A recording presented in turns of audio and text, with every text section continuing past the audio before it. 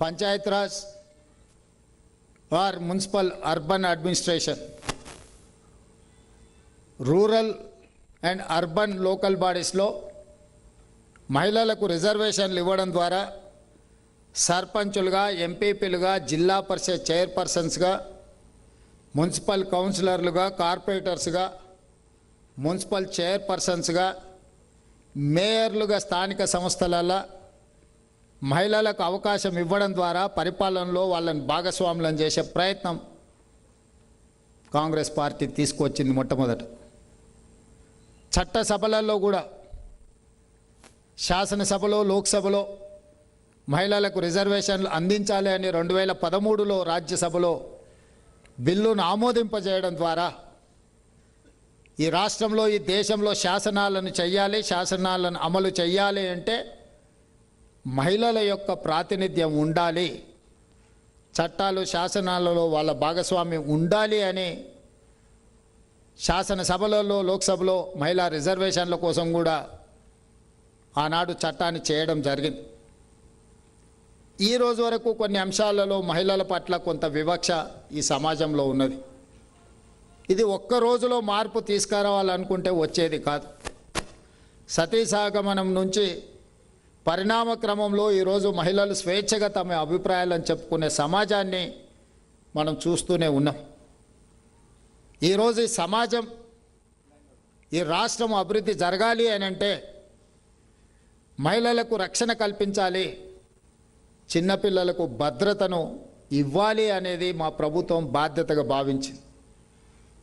అందుకే గత ప్రభుత్వాలు షీ టీమ్స్ ప్రవేశపెడితే ఎక్కడైనా మహిళల పట్ల వివక్ష ప్రదర్శించినా, మహిళల పట్ల అవహేళనగా మాట్లాడినా శిక్షించడానికి అవసరమైన షీ టీమ్స్ను మనం గతంలో ఏర్పాటు చేసుకోవడం జరిగింది.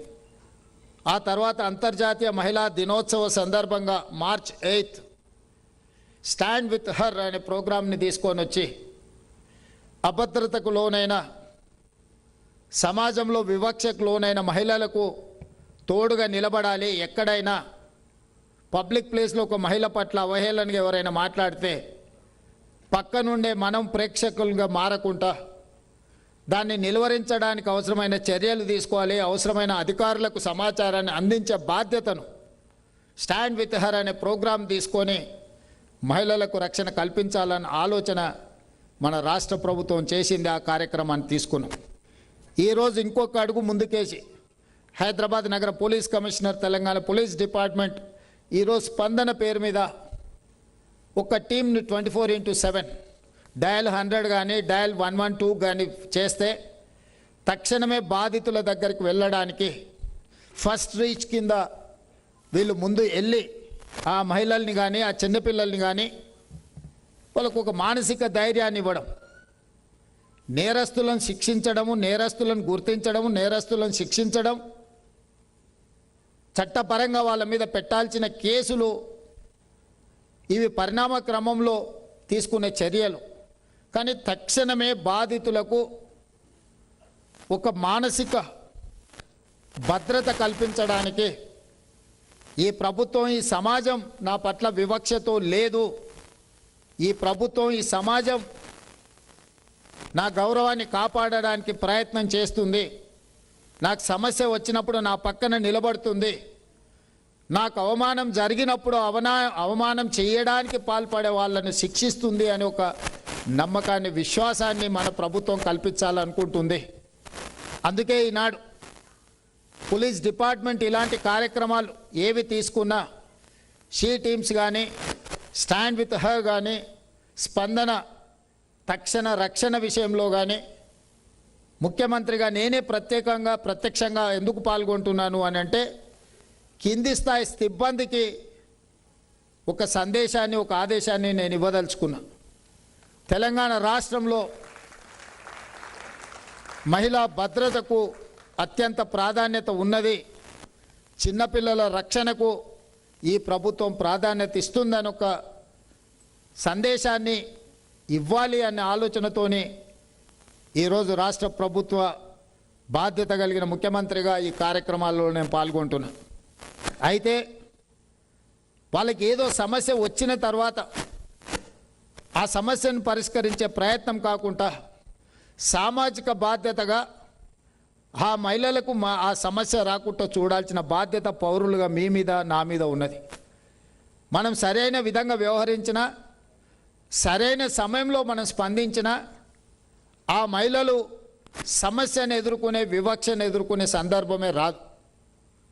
అలాంటి సందర్భం రాకుండా చూడాల్సిన బాధ్యత కుటుంబ సభ్యులుగా, ఈ సమాజంలో ఉన్న మహిళలే కాదు, మన కుటుంబంలో కూడా మహిళలు బాధితులుగా ఉంటారు.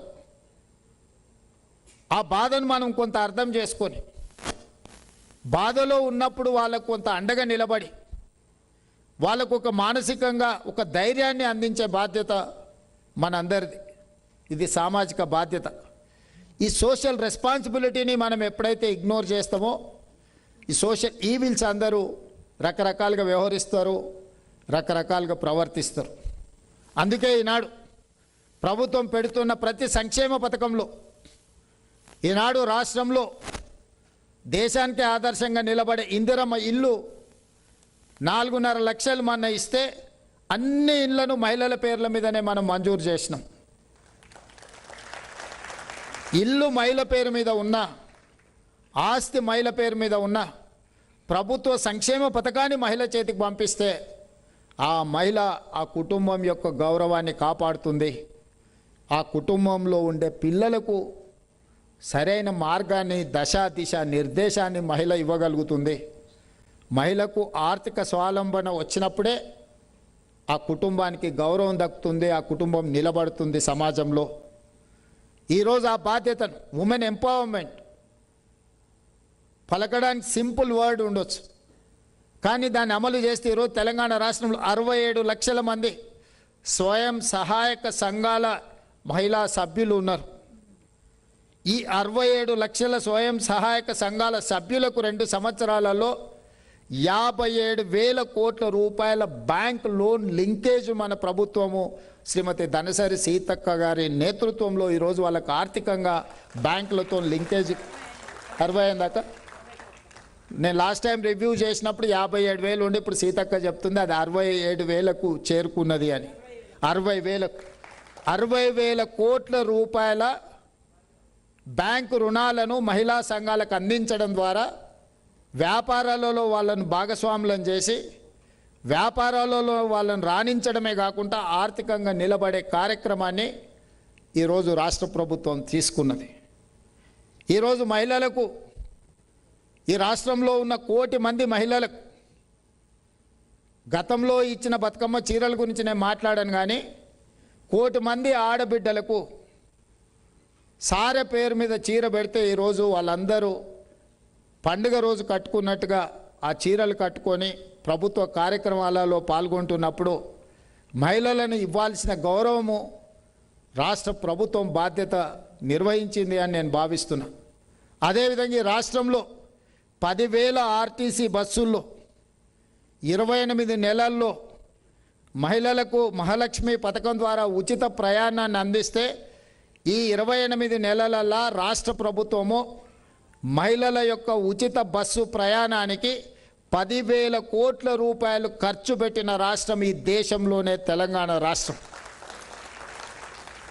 మహిళ ఆర్థికంగా వెదగాలి అనంటే, మహిళ ఆడపిల్లలు చదువులకు వెళ్ళాలి అనంటే, చిన్న చిన్న ఆర్థిక సమస్యలతోని చితికిపోతున్న కుటుంబాలకు ఉద్యోగం చేసుకోవడానికైనా, ఉపాధి చేసుకోవడానికైనా, చదువుకునే పిల్లలు స్కూళ్ళు కాలేజీలకు వెళ్ళాలన్నా ఉచిత రవాణా సౌకర్యాన్ని రాష్ట్రంలో మన ప్రభుత్వం అందించి పకడ్బందీగా ఈరోజు అమలు చేయడం వల్ల ఈ 28 నెలల 10,000 కోట్ల రూపాయల ఆర్థిక సౌలభ్యము ఆడపిల్లలకి ఇచ్చినాం.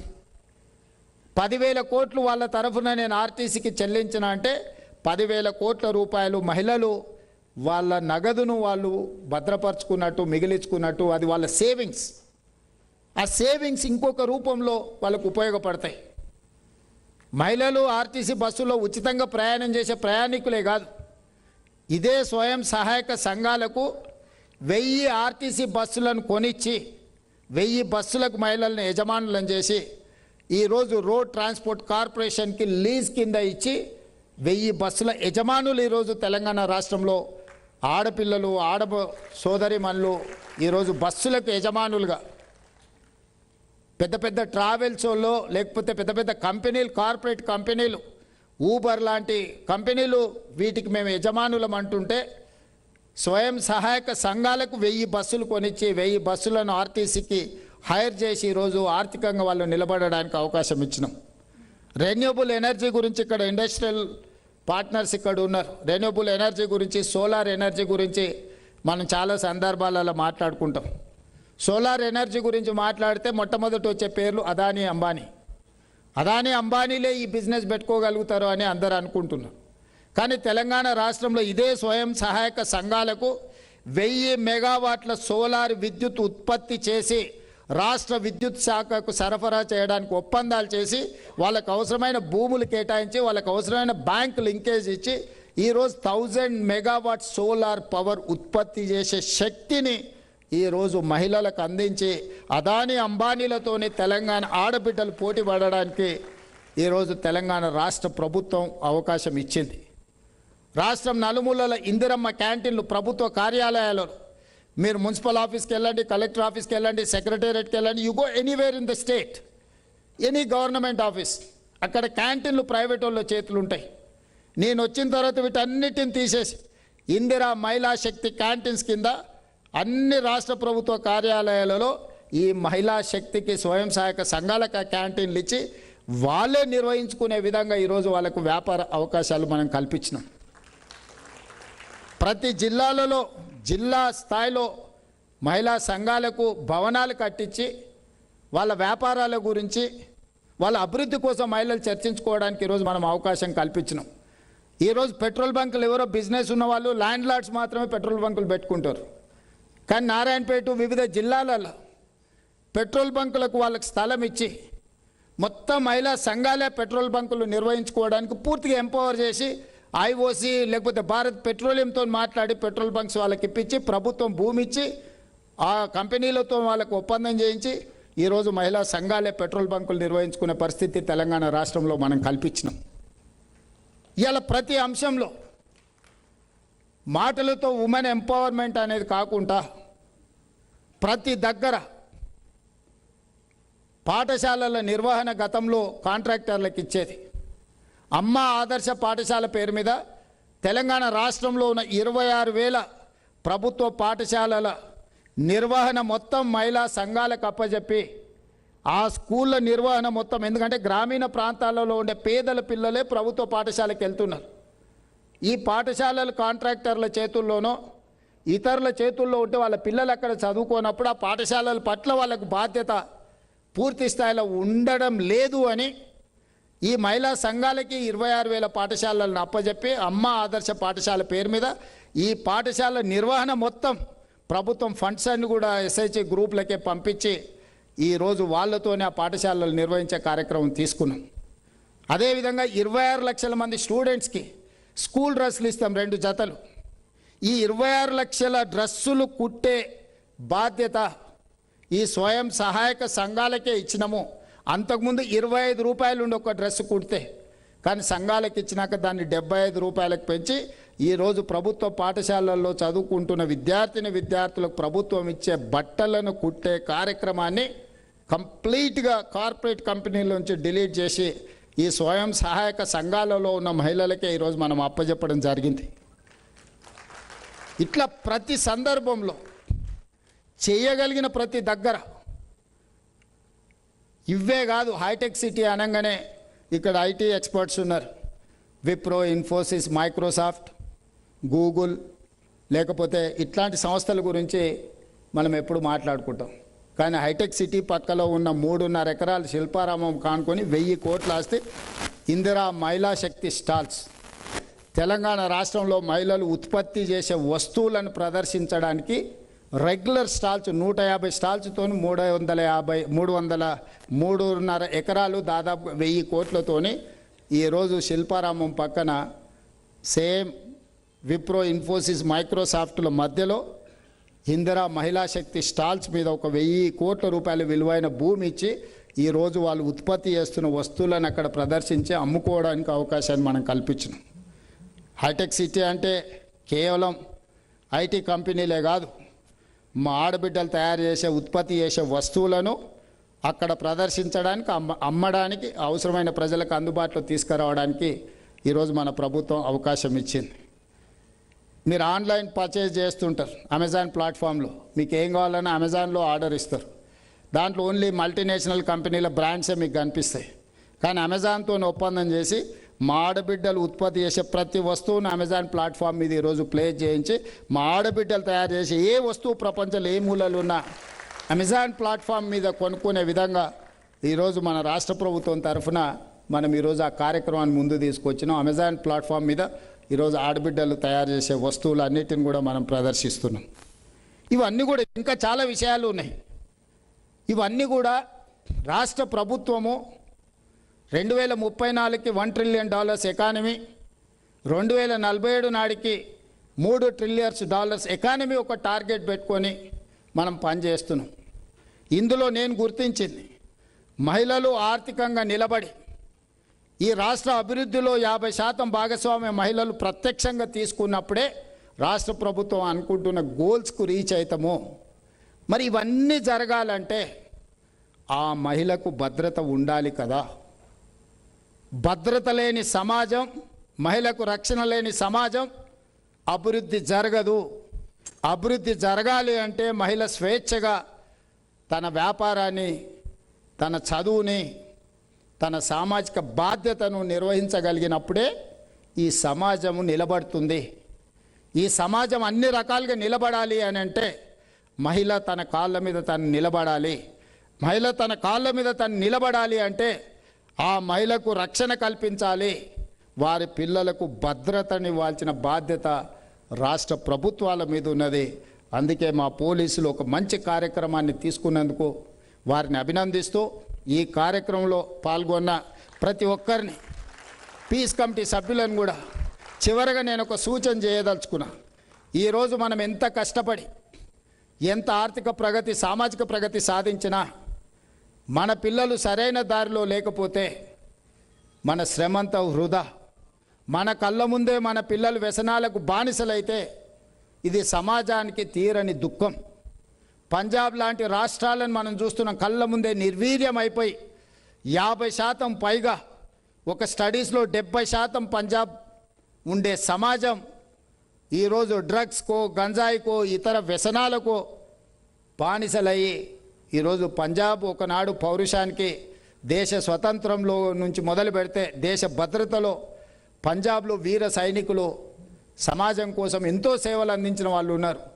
ఈరోజు వ్యసనాల బారిన పడి కోలుకోలేని పరిస్థితికి ఆ రాష్ట్రం వేగంగా ప్రయాణం చేసింది. ఈరోజు తెలంగాణ రాష్ట్రంలో కూడా ఆశ్చర్యం కలిగించే సంఘటనలు మా దృష్టికి వస్తున్నాయి. కొన్ని మేము సమాజానికి చెప్తాం, కొన్ని చెప్పం. మా పోలీస్ డిపార్ట్మెంట్కి తెలుసు. స్కూల్స్ ముందు చిన్న చిన్న కిరాణా కొట్టుల్లో గంజాయి చాక్లెట్లు అమ్మే పరిస్థితి. చదువుకున్న డాక్టర్లు, ఇంజనీర్లు డ్రగ్స్ పెడలింగ్ చేస్తున్నారు. ఇంజనీరింగ్ గ్రాడ్యుయేట్స్ చైన్ స్నాచింగ్ నుంచి డ్రగ్స్కి. దీనికంతా కారణం ఏ నేరం తీసినా, మహిళల మీద జరిగిన విచక్షణారహితమైన దాడులను కానీ, చిన్నపిల్లల మీద జరుగుతున్న అకృత్యాలను చూస్తే ప్రధానంగా నేరానికి పాల్పడ్డ వాళ్ళు బానిసలైన మత్తు పదార్థాలు సేవించిన వాళ్ళే ఈ నేరాలలో ఎక్కువ పాల్గొంటున్నారు. నేరానికంటే ముందు వాళ్ళ మనస్తత్వం కానీ, నేరానికి పాల్పడ్డప్పుడు వాళ్ళ మానసిక స్థితిని చూసినప్పుడు వాళ్ళు ఈ మద్యానికో, ఇతర డ్రగ్స్, గంజాయో లేకపోతే ఇతర వ్యసనాలకు లోనైనోలే ఎక్కువ ఈ నేరాలకు పాల్పడుతున్నారు. ముఖ్యంగా మహిళల మీద జరిగే దాడులను విశ్లేషించినప్పుడు 80% పైగా మత్తుకు బానిసలైనోలే మహిళల మీద ఎక్కువ దాడులు చేస్తున్నారు, చిన్నపిల్లల మీద దాడులు చేస్తున్నారు. ఈ సమాజంలో మహిళలకు రక్షణ కల్పించాలంటే డైరెక్ట్గా ఉమెన్ ప్రొటెక్షన్ కాదు, we have to focus on drugs and other ఈ వ్యసనాలు ఏవైతున్నాయో వాటి మీద దృష్టి పెట్టాలి.